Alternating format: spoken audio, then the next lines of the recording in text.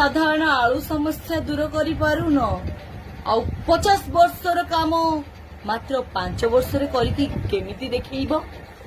ଆଜ୍ଞା ଛୁଟି ତୋ ପାଇଁ ପଦେ ତୁ ଭାବୁଛୁ ମୋର ଦେଶଟା ବି ଛୁଟି ଭଳିଆ ଚାଲୁ। ପ୍ରଧାନମନ୍ତ୍ରୀ ଯେତେବେଳେ ସରକାର ଗଢ଼ିଲେ ସେତେବେଳେ ତୁମକୁ ସରକାର ମାନେ ମୋହନ ସରକାରକୁ ନ ଦେଇ ତୁମକୁ ଦେବାର ଥିଲା, ଦେଲେ ଯାଇ ତୁମେ ଦେଶଟାକୁ ଛୁଟି ଭଳିଆ ଚଲେଇଥାନ୍ତ। ସେଇଭଳିଆ ହୁଏ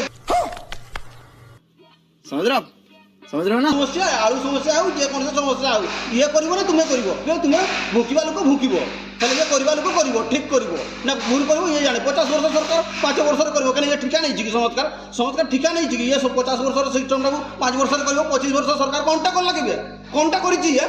କଣଟା କରିଛି ଇଏ? କିଛି କରିଛି କି ଇଏ? ସେ ସେଇଭଳିଆ ଚିତ୍ରମୁଣ୍ଡ କରି ଖାଲି ଗାଣ୍ଡି ମାରି ଧନ ସବୁ ଖାଇଗଲା, ପାଣ୍ଡିଆନ ଖାଇଗଲା, ସମସ୍ତେ ଖାଇଗଲେ। ତୁମେ ସେତେବେଳେ କାହିଁ କିଛି କହିପାରିଲନି? ଖାଲି ଯିଏ ଟିକେ କିଛି କଲା ମାନେ ୟାକୁ ମାର ଖାଚା ନୁହେଁ ନା?